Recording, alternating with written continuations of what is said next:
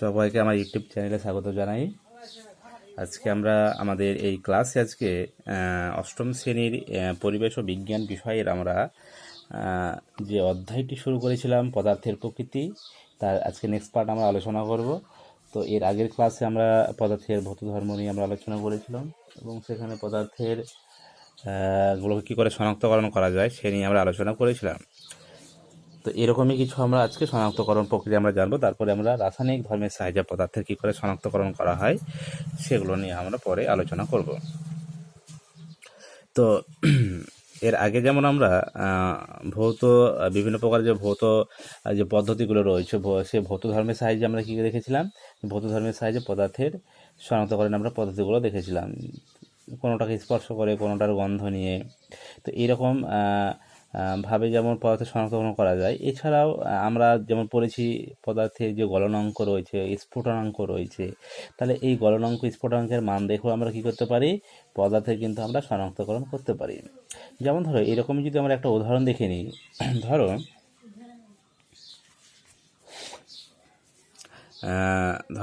দুটো পাত্র রয়েছে, এই ধরো একটা পাত্র এবং এই ধরো আরেকটি পাত্র। তাহলে দুটো পাত্র রয়েছে, এই দুটো পাত্রের মধ্যে ধরো কি রাখা আছে না, দু ধরনের কি রাখা আছে, কঠিন পদার্থ রাখা আছে। এই পাত্রে ধরো একটা কঠিন পদার্থ রেখে দেওয়া হয়েছে এবং এই পাত্র কি রয়েছে, ধরো আরেকটি কঠিন পদার্থ রয়েছে, এমনকি কঠিন পদার্থটি অবশ্যই কি আলাদা। এখন আমরা কি করব, এই দুটো কঠিন পদার্থকে আমরা কি করব, শনাক্তকরণ করব বা চিনব যে এরা এখানে কোন কোন কঠিন পদার্থগুলোকে রাখা হয়েছে। তো কি করে আমরা চিনব না, এর আগে আমরা যেমন বলেছিলাম যে পদার্থের যে গলনাঙ্ক রয়েছে এবং স্ফুটনাঙ্কের যে মান রয়েছে, তো প্রত্যেকটা পদার্থের কী রয়েছে, তাদের নির্দিষ্ট কী রয়েছে, গলনাঙ্ক রয়েছে, নির্দিষ্ট স্ফুটনাঙ্ক রয়েছে। তো যেহেতু এখানে কঠিন পদার্থ দেওয়া হয়েছে, তাহলে কঠিন পদার্থ দেওয়ার জন্য তাদের আমরা কী থাকবে না, এরও একটা নির্দিষ্ট গলনাঙ্কের মান থাকবে এবং এই কঠিন পদার্থের কী থাকবে, একটা নির্দিষ্ট গলনাঙ্ক একটা থাকবে। এখন এই যে দুটো পদার্থ রয়েছে তাদের নির্দিষ্ট গলনাঙ্ক রয়েছে। এবার আমরা যদি এদের গলনাঙ্কের মান যদি আমরা দেখি, তো গলনাঙ্কের মানটা আমরা এটা মেজার করে দেখতে পারি, আমরা পরীক্ষাগতভাবে এটা আমরা নির্ণয় করতে পারি গলনাঙ্কের মানটা। তো এই যে দুটো পদার্থ রয়েছে, দুটো পদার্থের মধ্যে কী পাওয়া গেল না, একটির গলনাঙ্কের মান ধরো পাওয়া গেল 659 ডিগ্রি সেলসিয়াস এবং আরেকটি পদার্থ রয়েছে তার গলনাঙ্কের মান পাওয়া গেল ধরো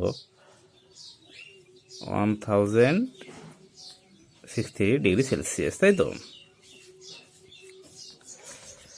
তো এবার এই যে গলনাঙ্ক রয়েছে, গলনাঙ্কের নির্দিষ্ট যেহেতু আমরা পড়েছি এর আগে গলনাঙ্ক, প্রত্যেকটা পদার্থের এবং গলনাঙ্কের মান রয়েছে। তো এই পদার্থের যে গলনাঙ্কের যে মান, এটি দেখো এর আগে আমরা আলোচনা করেছিলাম যখন গলনাঙ্ক, সেখানে আমরা বেশ কিছু পদার্থের ক্ষেত্রে কিন্তু আমরা কঠিন পদার্থ, তরল পদার্থ এগুলো আমরা গলনাঙ্কের মানগুলো আমরা দেখেছিলাম। তো আমরা অ্যালুমিনিয়াম বলে একটি ধাতু রয়েছে, তার ক্ষেত্রে আমরা কী করেছিলাম, যে এই যে অ্যালুমিনিয়াম রয়েছে, এই অ্যালুমিনিয়াম ধাতুর ক্ষেত্রে এই যে পদার্থটি রয়েছে এর আমরা কি দেখেছিলাম, এর আমরা একটা গলনাঙ্ক মান পেয়েছিলাম। কত পেয়েছিলাম না, এই 659 ডিগ্রি সেলসিয়াস।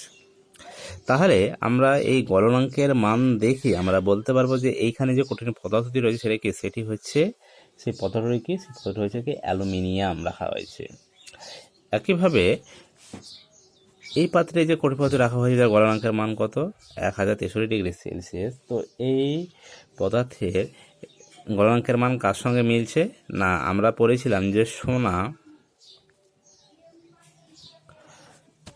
সোনার ক্ষেত্রে গলনাঙ্কের মানটা কত হয়, 1063 ডিগ্রি সেলসিয়াস। তাহলে আমরা অবশ্যই এবার বলে দিতে পারবো যে এই পাত্রে কি আছে, এই পাত্রে অ্যালুমিনিয়াম রয়েছে এবং এই পাত্রে কি রয়েছে, সোনা রয়েছে। তাহলে আমাদের কঠিন পদার্থ দুটো কী করা হলো, পৃথককরণ বা শনাক্তকরণ করানো হয়ে গেল। আচ্ছা, এরপরে আমরা কি দেখব, আমরা এরপরে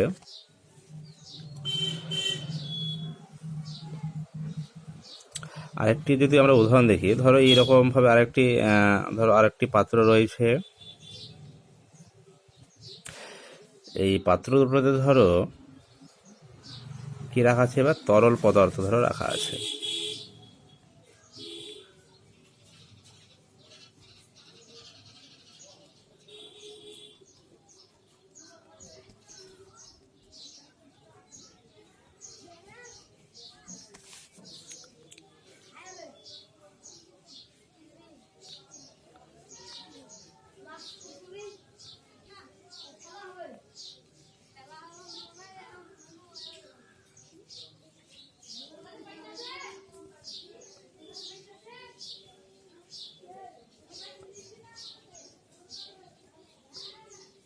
আচ্ছা, তো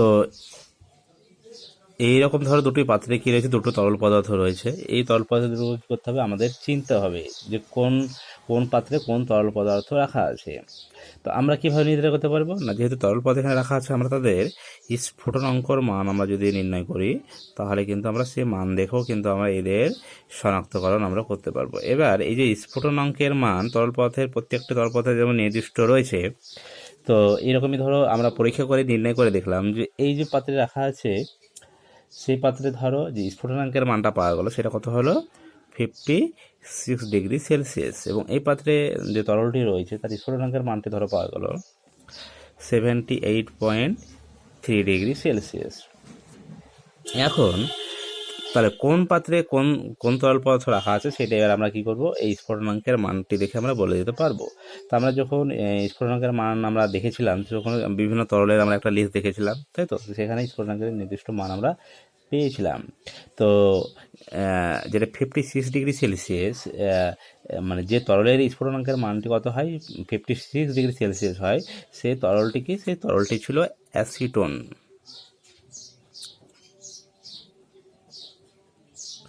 এবং যে তরলের স্ফুটনাঙ্ক কত 78.3 ডিগ্রি সেলসিয়াস, সেই তরলটি কী ছিল, সেই তরলটি ছিল ইথাইল অ্যালকোহল। Ethyl alcohol. তো এইভাবে আমরা যে এতদিন যে আমরা ভৌত প্রক্রিয়া পড়ে এলাম, ভৌত ধর্ম পড়ে এলাম, সেখানে আমরা কি দেখলাম, এইরকমভাবে আমরা বিভিন্নভাবে আমরা কি করতে পারি, পদার্থের আমরা শনাক্তকরণ করতে পারি আমরা। তাহলে এইরকমভাবে কোনোটার গন্ধ শুকে, তাই তো, বা কোনোটার বাহ্যিক অবস্থা দেখে আমরা নির্ণয় করতে পারি। তারপর তাদের যে দ্রাবতা ছিল জলে বা অন্যান্য যে দ্রাবক আমরা কি দেখেছিলাম, তাদের দ্রাবতা অনুযায়ী আমরা তাদেরকে মানে শনাক্তকরণ করতে পেরেছিলাম। তো এরপরে চৌম্বক ধর্ম রয়েছে, চৌম্বক ধর্মের সাহায্যে আমরা পদার্থ শনাক্তকরণ করেছিলাম। আজকে আমরা দেখলাম গলনাঙ্ক, স্ফুটনাঙ্কের সাহায্যে আমরা কী করে আমরা পদার্থের শনাক্তকরণ আমরা করতে পারি। আচ্ছা, এরপরে আমরা যে নেক্সট বিষয়টি জানবো সেটি হচ্ছে যে রাসায়নিক ধর্মের সাহায্যে পদার্থে কী করে শনাক্তকরণ করা যায়।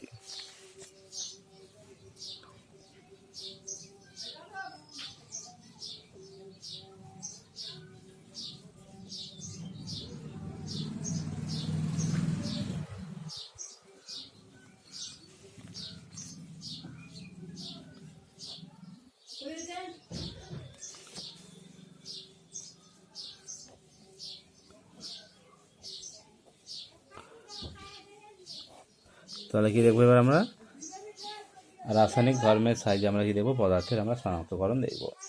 তো আমরা যখন পদার্থের ধর্ম নিয়ে আমরা আলোচনা করেছিলাম, ভৌত ধর্ম, রাসায়নিক ধর্ম, সেখানে আমরা দেখেছিলাম যে রাসায়নিক ধর্ম কোনটা ছিল না, যে রাসায়নিক ধর্ম হচ্ছে পদার্থের সেই ধর্ম যার জন্য কী করে না, কোনো একটি পদার্থ অন্য একটি পদার্থের সঙ্গে কী করে রাসায়নিক বিক্রিয়া কী করে, বিক্রিয়ায় অংশগ্রহণ করার একটা তার প্রবণতা থাকে, তার একটা সেই ক্ষমতা তার মধ্যে দেখা যায়। এবং যার ফলে কী হয়, যার ফলে পদার্থের যে অভ্যন্তরীণ যে অণুর যে গঠন রয়েছে, সেখানকার একটা কী হয়, সে অণুর গঠনের একটা পরিবর্তন সেইখানে আসে, বা তার অভ্যন্তরীণ অণুর গঠনের কি একটা আমরা পরিচয় পেয়ে যাই।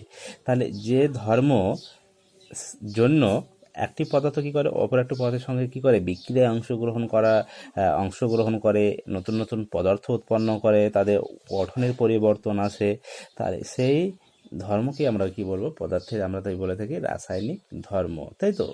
তো যেমন ধরো রাসায়নিক ধর্ম আমরা বসে থাকি কি দেখেছিলাম, যে যখন আমরা লৌহ সালফারিক অ্যাসিডের মধ্যে কী করি, জিঙ্ক ধাতুটাকে আমরা মিশিয়ে দিই, তখন সেখানে কি হয়, হাইড্রোজেন গ্যাস উৎপন্ন হয়। তাহলে এই যে লৌহ সালফারিক অ্যাসিডের মধ্যে যখন আমরা জিঙ্ক ধাতুকে টুকরোকে আমরা যোগ করলাম, যার ফলে কী হলো না, যার ফলে একটি সম্পূর্ণ মানে নতুন ধর্ম বিশিষ্ট মানে নতুন পদার্থের কী হলো, উৎপন্ন হলো। তো এরকমভাবে হাইড্রোজেন গ্যাস উৎপন্ন হলো।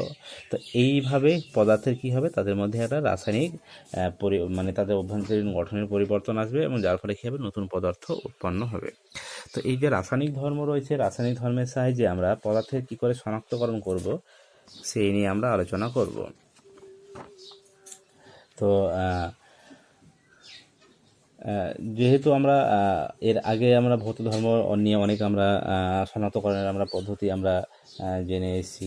তো রাসায়নিক ধর্মে কি করে পদার্থগুলোকে শনাক্তকরণ করা যায় না, তো কোনো পদার্থের রাসায়নিক ধর্ম যদি আমাকে নির্ণয় করতে হয়, তাহলে কী করতে হবে, তাকে মানে এক কথায় বিক্রিয়া করাতে হবে। তো বিক্রিয়া কীভাবে করাবো না, বিক্রিয়া করার জন্য তাকে খোলা হাওয়ায় উৎপন্ন করানো যেতে পারে, বা জল, অ্যাসিড বা ক্ষার, এছাড়াও যে অন্যান্য যে আরও পদার্থ রয়েছে তাদের সঙ্গে কি মানে মিশিয়ে দিয়ে আমরা কি করতে পারি, তাদের মিশিয়ে দেওয়ার ফলে তাদের কী পরিবর্তন আসছে বা কী পদার্থ নতুন উৎপন্ন হচ্ছে, সেগুলোকে আমরা পরীক্ষা করেও তাদের আমরা রাসায়নিক ধর্মগুলোকে নির্ণয় করতে পারি। তো রাসায়নিক ধর্মগুলো মূলত সেগুলো সবই কি এক্সপেরিমেন্টালি সেগুলোকে নির্ণয় করা হয়।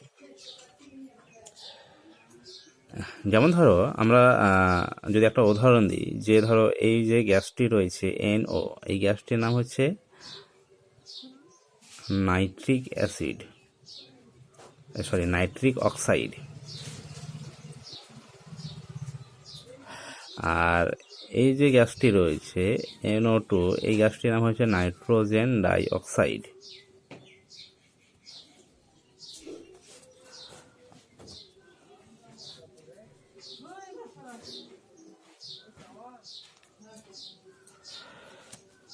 এখন যদি আমরা একটি এইরকম ধরো গ্যাস জার নিই,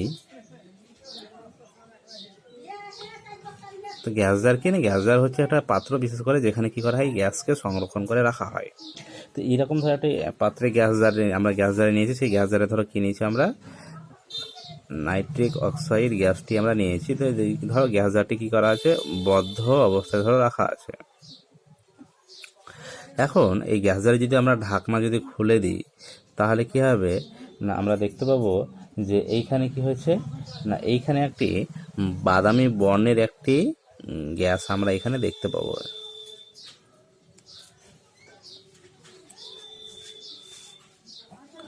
তো কি বললাম, যখনই এই নাইট্রিক অক্সাইডে গ্যাস জারের পাত্রের মুখটাকে যখন খুলে দেওয়া হলো, সঙ্গে সঙ্গে কি হলো, গ্যাসটি কি বর্ণ ধারণ করলো না, গ্যাসটি বাদামি বর্ণ ধারণ করেছে।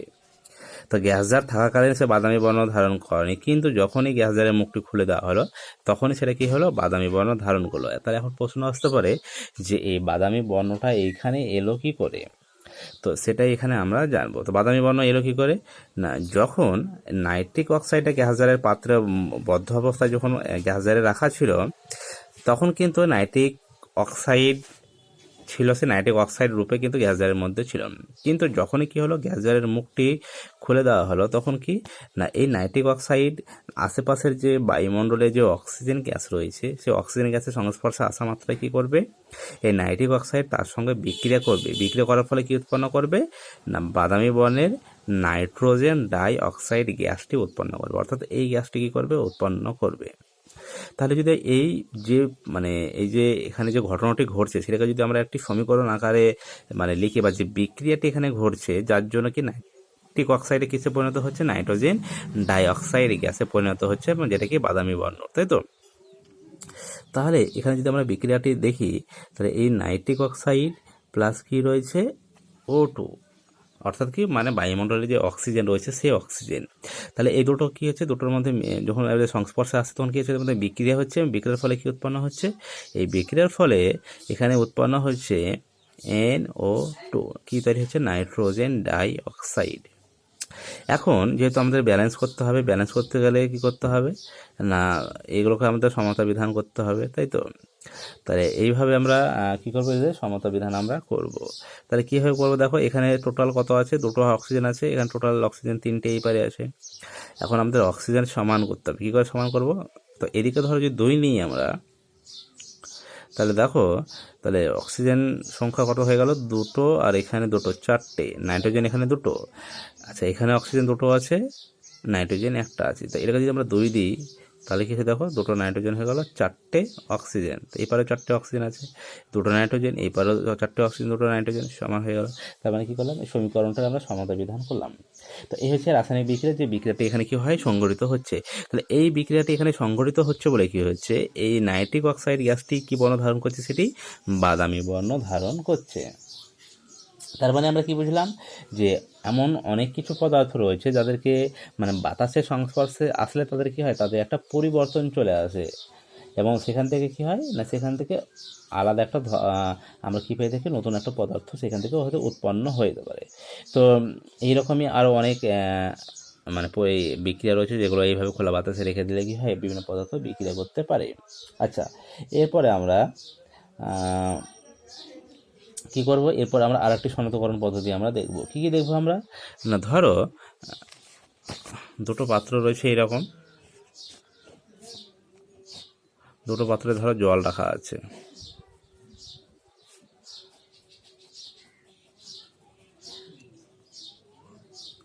এবার কী করলাম আমরা, এই ধরো একটি পাত্রে চিনির গুঁড়ো নিলে, এখানে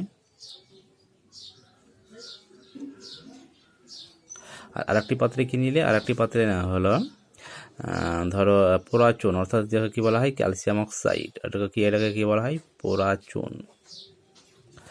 এখন এই যে 2টো পাত্র নেওয়া হয়েছে, এই পাত্রে যদি ক্যালসিয়াম একটা পোড়াচুন একটা চিনির গুঁড়ো মিশিয়ে দাও, দিয়ে যদি এবার একটু হাত দিয়ে দেখো, তাহলে দেখবে যে পাত্রে তুমি পোড়াচুন মিশিয়েছো, সে পাত্রে দেখবে পাত্রটি গরম হয়ে উঠেছে, এবং সেটি কী হয়েছে, এই যে দ্রবণটি রয়েছে এখানে, সেটি কী বর্ণ ধারণ করবে, দেখবে ঘোলাটে বর্ণ ধারণ করবে। কিন্তু যেখানে চিনির গুঁড়ো মিশিয়েছে, সেখানে কী হবে, সেখানে দেখবে যে যখন চিনির গুঁড়ো মিশিয়েছো, সেখানে কী হবে, চিনিটি কী হবে, জলের সঙ্গে কী হবে, ভালোভাবে মিশে যাবে। তাহলে আমরা কি দেখলাম, একটা পাত্রে গরম হয়ে উঠলো, সেটা ঘোলাটে বর্ণ ধারণ করেছে, আর একটা পাত্রে কী হয়েছে, চিনিটি জলের সঙ্গে পুরোপুরি কী হয়েছে, মিশে গেছে। তাহলে এইখানে নিশ্চয়ই কিছু পরিবর্তন এসছে, যার জন্য আমরা কি করতে পারছি, এখানে একটা তাপের উৎপন্ন হওয়া বলো, বা ঘোলাটে বর্ণ ধারণ করা বলো, সেখানে একটা ঘটনা ঘটছে। তা এইখানে কি হয়, যখন জলের মধ্যে পোড়াচুন মেশানো হয়, সেখানে কি হয় না, এই পোড়াচুন এবং জল বিক্রিয়া করে কি উৎপন্ন করে, এরা বিক্রিয়া করে উৎপন্ন করে ক্যালসিয়াম হাইড্রক্সাইড। তো এই যে ক্যালসিয়াম হাইড্রক্সাইডে উৎপন্ন হয়, ক্যালসিয়াম হাইড্রক্সাইডে উৎপন্ন হওয়ার জন্য কি হয়, এটি ঘোলাটে বর্ণ ধারণ করে। কিন্তু যখন চিনি গুঁড়ো দেওয়া হয়, সেখানে কি হয়েছে না, সেখানে কি হয়েছে না, চিনিটা কিছু মানে দ্রবীভূত হচ্ছে, কার মধ্যে দ্রবীভূত হচ্ছে, জলের মধ্যে চিনি গুঁড়ো দ্রবীভূত হচ্ছে, তার জন্য কি জলের সঙ্গে ভালোভাবে মিশে যাচ্ছে। কিন্তু এইখানে সম্পূর্ণ নতুন পদার্থ বিশিষ্ট কি উৎপন্ন হচ্ছে, ক্যালসিয়াম হাইড্রক্সাইড, বা যাকে কি বলা হচ্ছে, কলিচুন, ক্যালসিয়াম হাইড্রক্সাইড CaOH2, এটা হচ্ছে ক্যালসিয়াম হাইড্রক্সাইড, বা এটা কি বলা হয়, কলিচুন।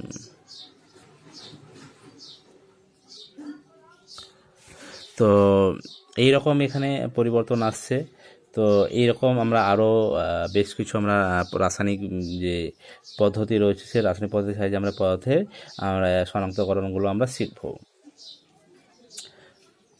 আচ্ছা, আজকে এই পর্যন্ত।